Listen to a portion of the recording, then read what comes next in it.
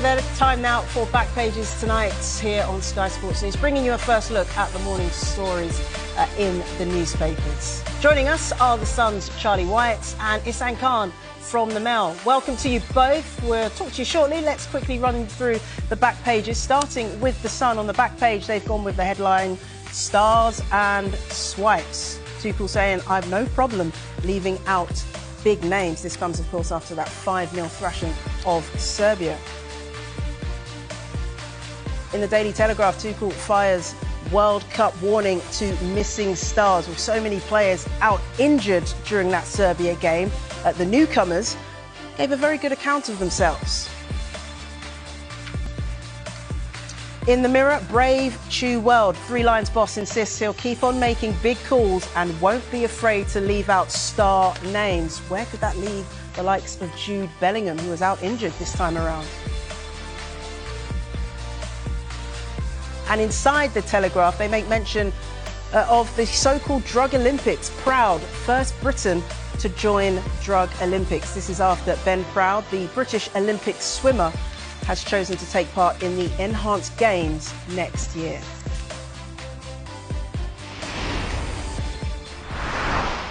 So after England's international window has come to a close, 7 goals scored, none conceded. Charlie, we'll start with you and the fact that the Sun have said that after these news players that have come in that don't have all the experience of the likes of Cole Palmer and Jude Bellingham, who are missing this time around, he has no problem leaving out the so-called bigger names when it comes to starting 11s. What do you make of that?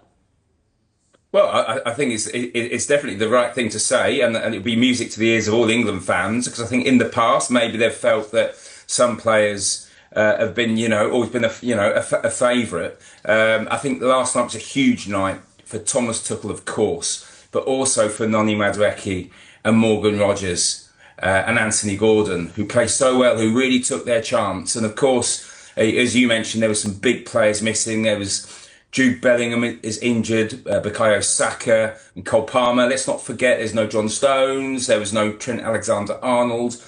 No Grealish, despite his, encouraging start at Everton. There's no Phil Foden. Adam Walton was injured. So lots of players missing, lots of players that could be in the starting 11. But it was a real warning to these players now that they face a real fight to get back into certainly into the team. I think most of the big name players that I've just mentioned there would expect to be back into the squad. But, there's 2 more games. There's Wales next month, followed by a qualifier in Latvia. And, I can't believe that Thomas Tuchel wouldn't stick with those players. I don't think Jude Bellingham will necessarily be back from his shoulder injury. But, yeah, really encouraging, and I think it's going to be a very interesting, October and November window. Isan, is this a warning to a certain player, Thomas Tuchel, saying that he's not afraid to leave out the big names, or is he talking about a collective? I mean, how did you react to this? Largely a collective, but when he says that, you do look at that attacking front line because the plethora of options, obviously, with the options they've got, that Bellingham, number 10, he's normally a shoe-in after the performance of Morgan Rogers, who, by all estimations, really shone and went above and beyond what you could expect of him, just coming in and hitting the ground, running. Obviously, Elliot Anderson too, who's been an absolute revelation in these last few World Cup qualifiers for England. So Tuchel's in a very, very strong position here, and especially them attacking areas up top. There's so many options. Madueke, again, he's another name that's come into the fore because of Bukayo Saka's injury. It would have been absolutely off the radar to even be comparing Madueke with Saka just a few weeks ago. But the way Madueke played, Saka now knows that when he comes back, he will more than likely take that right wing spot. But he has to perform because those in reserve like Madueke are going to be chomping at the bit, and they are very much ready. And Tuchel seems to be open-minded, as we've seen in these last few games.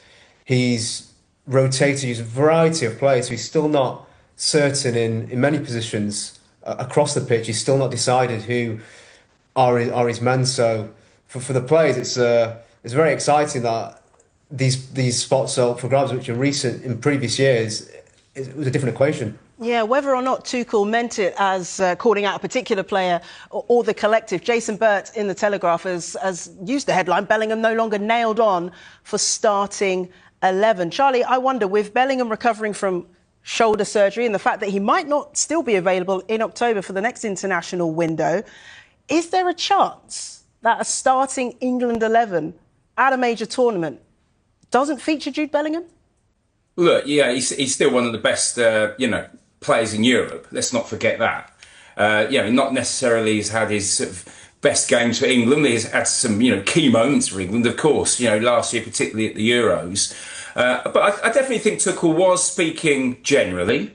But equally, it's a tap on the shoulder for all these players, including Bellingham, knowing that when they come to England, they've got to play their best. And it's interesting because, Bellingham has been playing as a number 10. I don't think Thomas Tuchel is convinced of him playing as a number 8, which would mean Declan Rice switching back to number 6. As Issam mentioned, Elliot Anderson was, the revelation, really, of these last 2 games. He came in and looked, just so composed because the number 6 position is a problem area. And I know lots of people keep saying about the embarrassment of riches in this squad.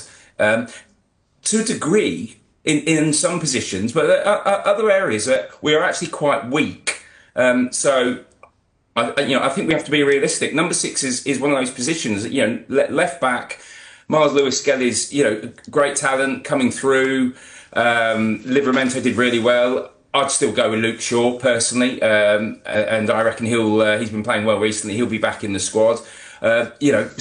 People shouldn't write off players like John Stones. I know Gahey and Konsa played well together, but I think sometimes we're a bit too quick to pension off players. England still need experience, throughout the team. But yeah, I think to say that, every position we're really strong in terms of strength and depth, I actually think is wrong.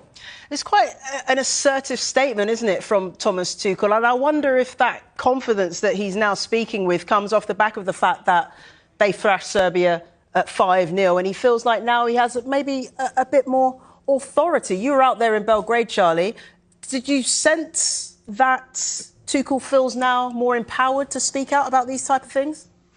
He was definitely in a good mood after, but both at his post-match press conference and then, a separate interview he gave to the newspaper journalist, which has been published this evening. And he needed it, didn't he?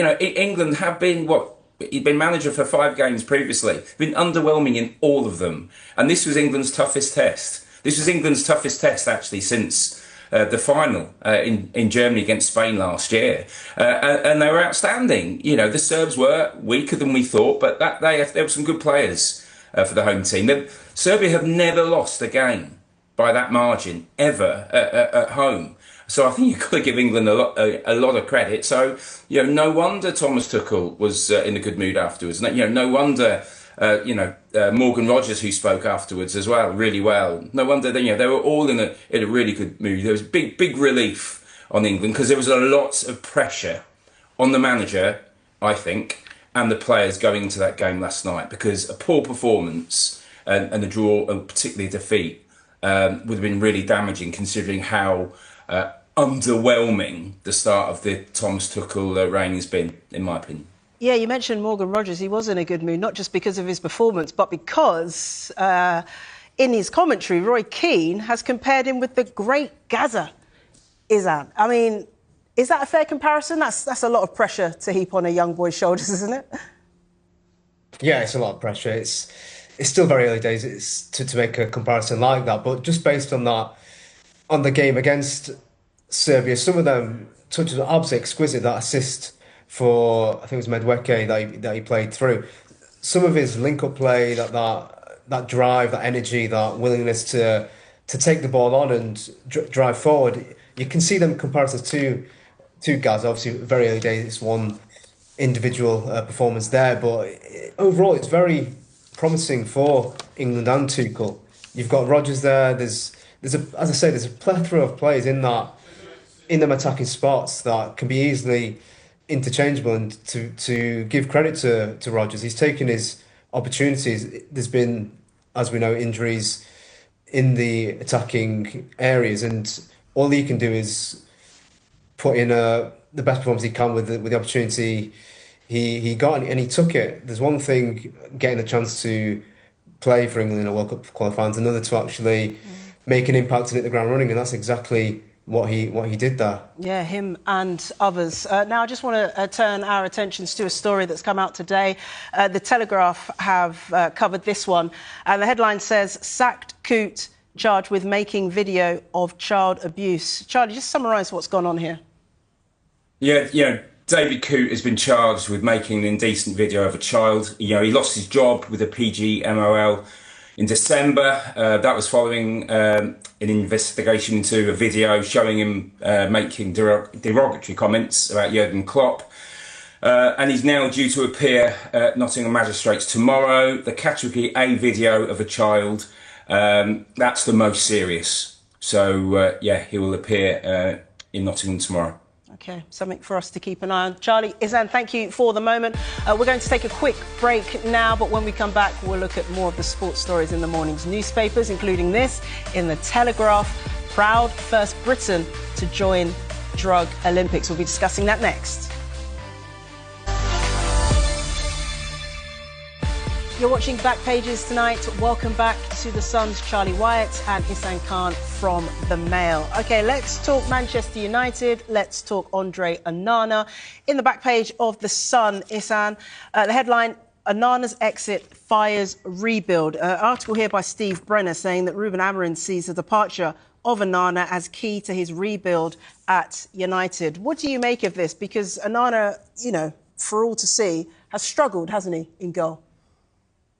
Struggling to put it mildly. He's made some absolute terrible clangers at Manchester United. Of course, he's not been helped by that shaky back four in front of him, but some of the mistakes that he's made have been unforgivable for sure, and that's why he's been shipped off to Turkey, and they've got a young goalie now in Lemons who's come from Belgium to basically compete for this number one spot. That the whole goalkeeper situation at Manchester United for a while now has been an absolute mess. Not the only area of the team that's in pieces, but it must be said with Onana, some of his performances, there's clips upon clips of the mistakes that he's made, which at Premier League level is far from acceptable, especially a team like Manchester United who are struggling in general. The last thing they need is a goalkeeper behind them who they don't have full confidence in. So it wasn't a real surprise to see them facilitate a move away from the club for Onana.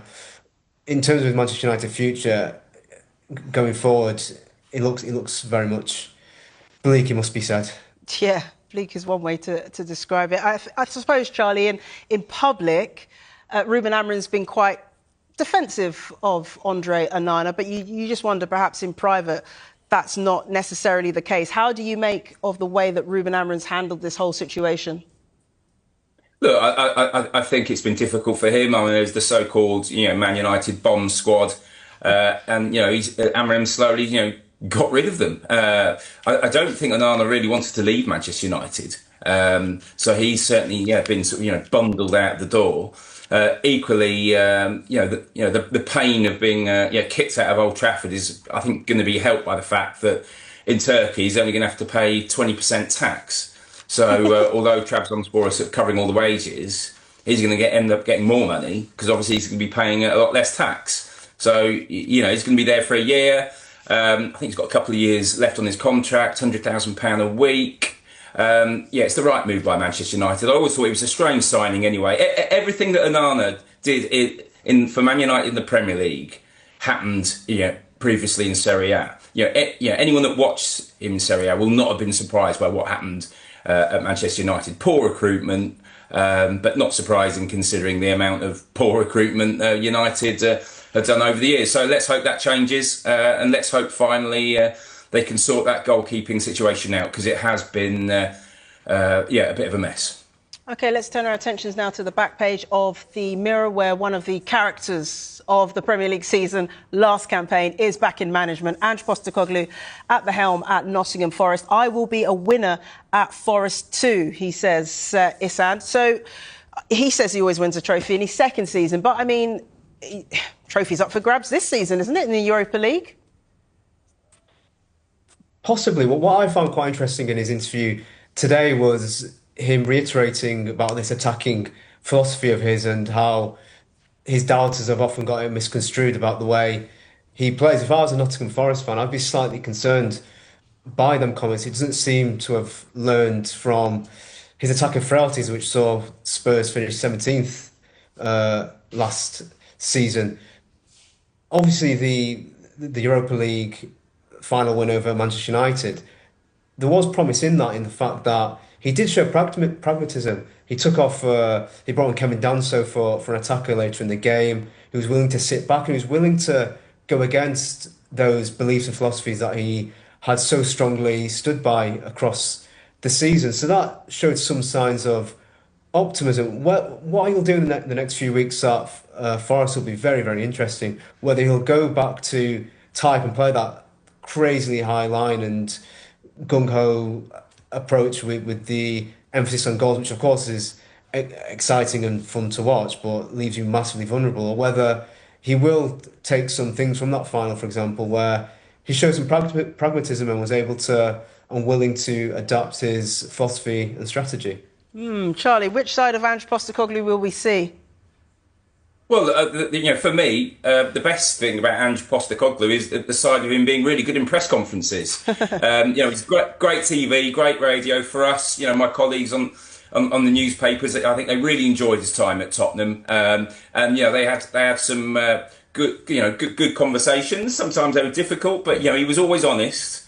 And there are one or two managers in the Premier League that I think are a bit dull. And really hard work. So, let's celebrate a manager there every time you go to a press conference. So,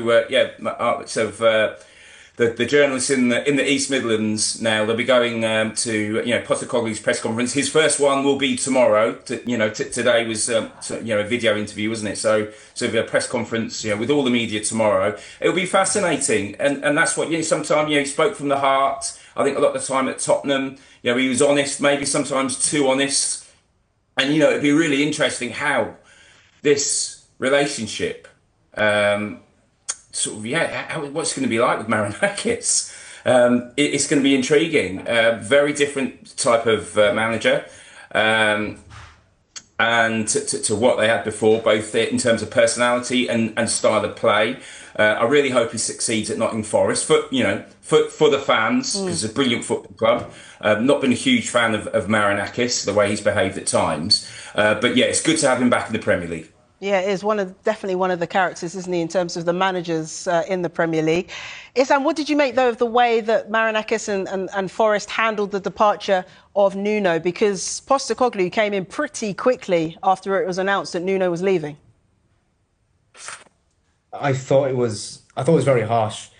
On one end, he has put his money where his mouth is, so he can do what he wants. He's spent £150 million in this summer window, which shows proper and sheer backing. But the way it all unfolded with Nuno leaves a bit to be desired. The fact that he took Forest from 17th to European football for the first time in 30 years at the club. It seemed like he deserved a bit more than the way it all unfolded. Of course, John Percy for The Telegraph did a piece recently which detailed the fallout behind the scenes, and he talks about the fallout with Edu, the global head of football, which I found quite surprising. I've come across Edu a few times whilst covering Arsenal, and one of his assets is he's more of a schmoozer. He's a very charming man. He's able to get along with a wide spectrum of people. So how Nuno and his relationship deteriorated, that surprised me. But that's history now, and it's now and from now on. It is a bold new era for Forest. OK, let's go to the back of the Star, where they've pictured Alexander Isak training with his new Liverpool teammates for the very first time. Ihsan, do we expect to see him make his debut against Burnley for his new club? And if so, where might he fit into that starting 11?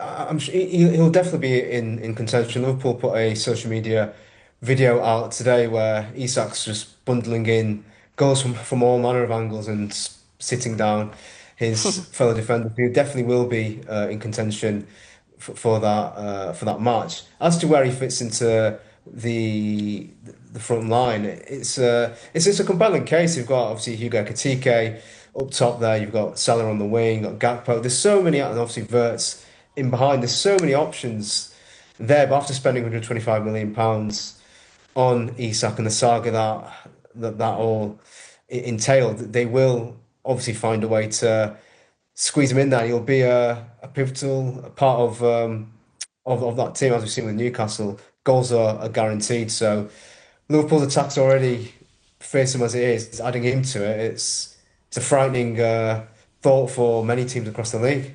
Honestly, but as a neutral, cannot wait to see what he does in a Liverpool jersey. OK, let's now turn our attentions then to the so-called Drug Olympics.